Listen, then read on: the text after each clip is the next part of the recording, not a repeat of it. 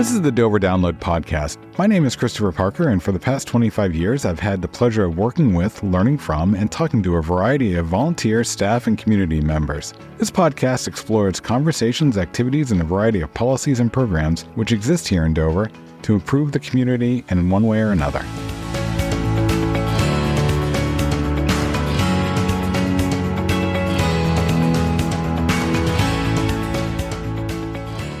A quick note to the listener, when we recorded this episode, Jackson Gaspari was a member of the city's planning department in a role of resilience manager.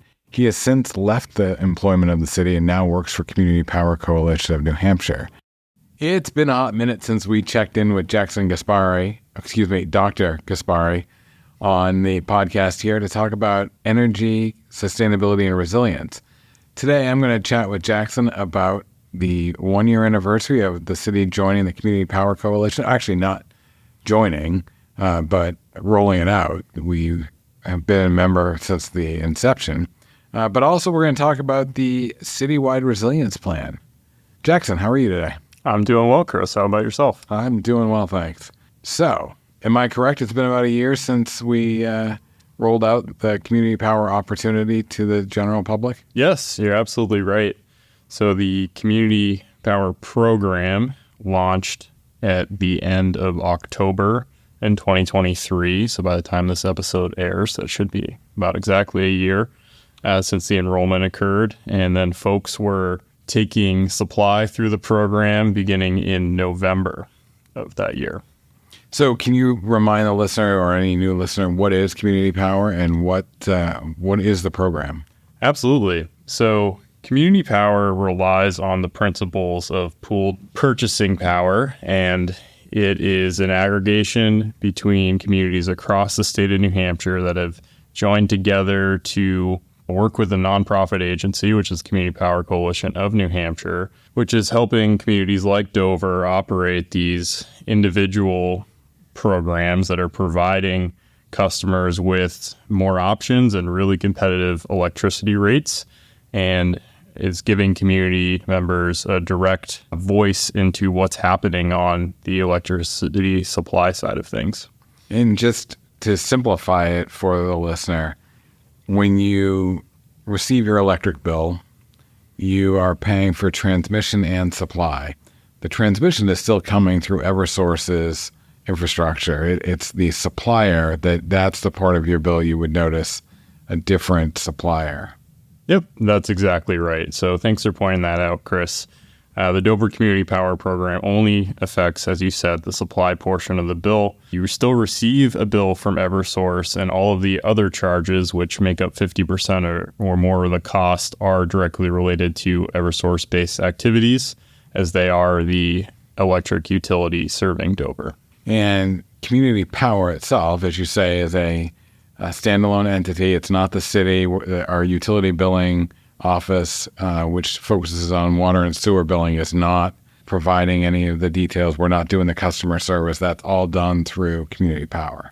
Yeah, that's correct. So the nonprofit corporation, which is governed by member communities through the board of directors, is responsible for working with a number of vendors that actually provide the services operating these programs. Obviously, there's some interaction with Dover staff, but you're absolutely right. They handle all the customer calls, the billing, the actual procurement of the electricity, and all those aspects.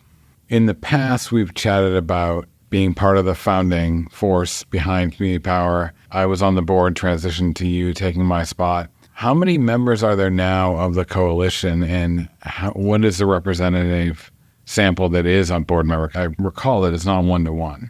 Yeah, that's right. So in recent times, the board has transitioned from having every member when it first started, when there were fewer communities involved, and having a board member, to now that there are over 60 members as part of the coalition. The board size had to be capped at a certain point. So there are 20 elected board members, which provide representation on behalf of those 60 communities. And there was real emphasis in ensuring, all different community types were represented, from small agricultural communities to larger cities, especially in the Seacoast region and elsewhere. So I think that that's been really positive, but there's still a lot of good interaction between all of the membership, which occurs at especially the annual membership meeting, where member reps from all over the state get together and have a real opportunity to voice perspectives on how things are going. So looking back over the past year, what have been some of the real opportunities that you've seen community power take advantage of and work towards success on? Yeah, so right now, there are a number of things in the works that I think are pretty exciting. A few communities are starting to take advantage of a small discretionary reserve adder as part of their competitive rates. And so they're still providing, significant discounts to customers utilizing the community power option. However, they're able to generate a revenue fund that can then be invested back in energy efficiency projects, other types of improvements to municipal facilities, which will, in theory, reduce, long-term operating costs and help ratepayers and the tax base as a whole. So I think that's a pretty innovative structure that CPC&H has allowed for. Of course, it's up to the community to decide whether or not they want to do that, but larger communities like Nashua are starting to utilize this. Another thing that's pretty exciting is CPC&H will be releasing an annual RFP process to try to attract large energy suppliers in the renewable sector that would then potentially develop projects within member communities. And they're, attempting to create a more direct link between competitive energy from renewable energy supply within communities to the power flowing through those individual programs. And that's, I think, an amazing part of this, because when you think about energy resiliency, it's so important that over time we begin to source more and more of our power on a local basis. So we're not so reliant on global energy markets, these large, industrial complexes that could be states or even countries away. Canada supplies a significant amount of power to this region. So when we look out into the future, I think CPC&H is going to play a big role in diversifying our energy options here in the state of New Hampshire. How about challenges? Have there been any things that you've looked back over the past year and think, I can't believe we got over that one? Yeah, when I look at my perspective as a board member, certainly in the beginning, this was a largely volunteer-driven effort. There were certainly consultants involved. There were some other partners that were critical to operations. But at the beginning, there were no staff people to rely on. So, there was a lot of dedication from, fortunately, a collective of very smart people across the state that were willing to work hard because they believed in this. And that did make it challenging at times. There were a lot of different perspectives. There were concerns on how things would operate once they were up and running. Fortunately, a lot of that stuff has been fleshed out now that, programs are more than a year into their maturity, and Dover's approaching a year, and, a staff team is being developed over there to provide that more intensive support on behalf of the member communities. All of this activity and the benefits of being part of the coalition sort of dovetail back to and reinforce elements in the citywide resilience plan, correct? That's right. Yeah, they absolutely do. So actually a portion of the implementation items in that resilience plan were focused on actually getting the Dover Community Power Program up and running. So that was, a really successful outcome of, I think, multiple different parties, but the resilience plan helped, the council get additional buy-in to this concept. And building off of that, a decent portion of that plan was focused on energy-based initiatives, and certainly the advice we've gotten from CPC&H and the potential for future project development is very much in line with, implementation objectives of that plan. So can you describe for the listener what the plan we're referring to actually is? Yeah, absolutely. So the citywide resilience plan is a document that I worked on in my role then as resilience coordinator in conjunction with a number of our expert volunteer committees, including the Energy Commission, the Conservation Commission, Open Lands Committee, and others. And really what it was meant to do is lay a pathwork and set up a lot of information and implementation efforts to help the council achieve its goal of becoming, a more resilient community over time. And it broke things up into different, categories, focusing on outreach items, things like the community power program that were mentioned, but also other topics as well, like food systems and conservation efforts and other critical components of having a really vibrant and healthy community. I'm assuming that plan is available online off the planning department webpage. Yes, the easiest way to access it is to search Dover Citywide Resilience Plan, and you should find either a direct link or you can navigate to the specific Citywide Resilience Plan webpage, which is embedded within the Dover website as well. And you can take a look at that. When I was looking back at the plan, it's been about a year and a half since it was adopted by the City Council on February 8th, 2023. And the department and the community as a whole, I think, has been doing a really good job of getting a lot of these items that were identified and implemented. Of the 32 action items, my latest count actually showed that we had 21 of those either completed or in progress. And of the 21, I think 18 were actually, you could say, they were finished. So that to me is really awesome. I mean, it shows that this was, a document that was achievable. It was something that there could be a lot of great, broad buy-in towards. And so I hope that we'll continue as a community, and this community will continue to embrace and support these initiatives. And hopefully, this will become kind of a living document where updates are made over time to identify, what's next in the process. Is it the type of document like a master plan that we should expect every cycle of years, that we should restart from scratch and create a new resilience plan? Or is it the type of thing that is one and done, or a hybrid in between?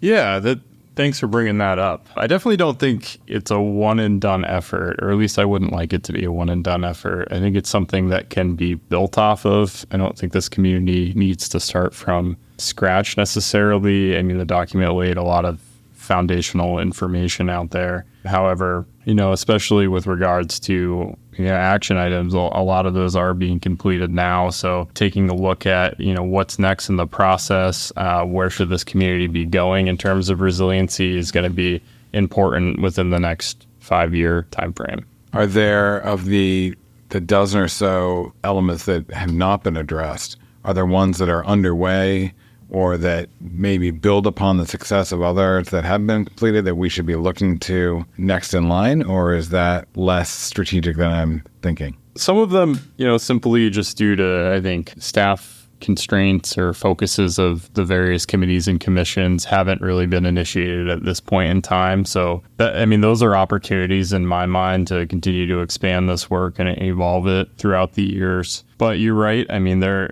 are others that are going to be built off of the groundwork that's been laid through prior implementation. One that I can think of is, for example, an opportunity to build a large-scale solar array at our wastewater treatment facility. And some of that information had been identified in the plan, and there were some early action steps involved with that. But now we're getting to the point where, implementation of that project is quite possible, depending, an outcome of an Eversource study at that property. So I'm excited to see, we're going to be bringing some proposals forward, hopefully to the City Council in the near future for that. I think that provides more opportunities there and down the line to maybe link some of our other accounts in the city with that project and help the council get closer to, its goals of increasing our renewable energy supply across our city portfolio. It's also intertwined, but it really, or maybe not intertwined, but related, I guess. The two piggyback and they reinforce each other, the two being our involvement with community power and the success we're seeing for our residents and property owners on their electric bill, but also the citywide resilience plan.